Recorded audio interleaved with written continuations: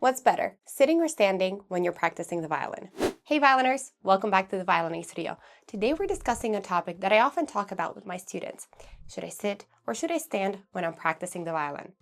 The answer is very simple. You can sit or stand. What matters is your posture. So here are 3 most common beginner posture mistakes that you can make and you might not even be aware of, and how to fix them. These 3 mistakes can happen while you're sitting down or while you're standing up. So I'm going to show you both and I'll show you how to fix it. Let's go. I'm going to start with standing up. Make sure that your feet are shoulder width apart and your weight is equally distributed, so you're not leaning on one side or the other side when you're playing. Avoid that. Now, keep your knees slightly bent and soft. When you put your violin on your shoulder, make sure that almost nothing changes. Nothing changes, especially if you have a shoulder rest. If you have a shoulder rest, you might need to move your neck a little bit, but almost nothing changes. Make sure you don't compromise the positioning of your neck or your back. The first mistake that happens is the T-Rex arm. That means your elbow is too close to your body and you're supporting your violin with your wrist. Number 1, make sure you create some space here. And number 2, make sure you put your wrist straight.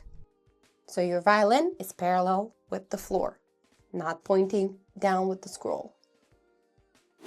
The second most common mistake is raising your shoulder to support your violin. And you end up not supporting anything, just making a lot of tension in your neck and your back.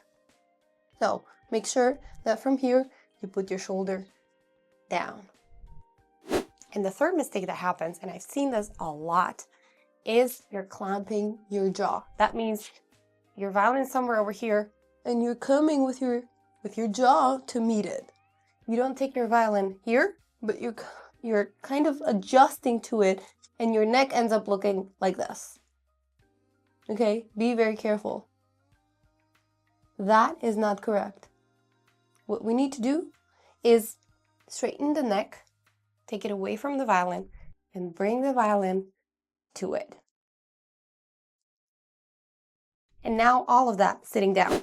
I have my chair here, and I'm going to show you how to sit and correct all those mistakes while sitting and practicing. All right, so sit on the edge of the chair, feet on the ground, flat. When you put your violin on, if you have the T-Rex arm, and that is like this, and you feel comfortable doing that, or maybe you're leaning your elbow on an armrest, don't do that. Take the elbow away from your body. You need to have some space here. This hold needs to be independent, not to be leaning on something. So please don't lean. And also don't lean your back on the chair. That's also very wrong. Don't do that when you're practicing. All right. So the second thing was the shoulder raise. The shoulder raise is also happening when you're sitting down, and it happens a lot, especially if you're reading music or you're trying to look at where your fingers are falling. So that could cause, the shoulder raising and also leaning forward to look at the music without realizing your posture is already suffering. So be careful. Always put your violin back up like this, parallel with the floor, and you can see it well. And the third mistake that happens while you're sitting down is the jaw clamping. So you don't bring your violin is over here, you bring your neck to it. And then you want to see better where your fingers are going, so you feel like you're doing it correctly. However, when your neck is like this and when your back is like that, nothing is correct. It will not sound good. It doesn't matter if you put your fingers in the right spot. It's still, when you have a good position, it's going to go somewhere else. So make sure you don't compromise your posture. So again, if you have this problem, then straighten the neck without the violin and then bring the violin forward to it. Okay? No jaw clamping.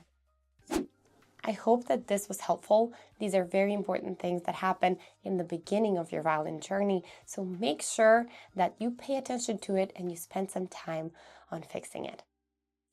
Stay in tune with yourself.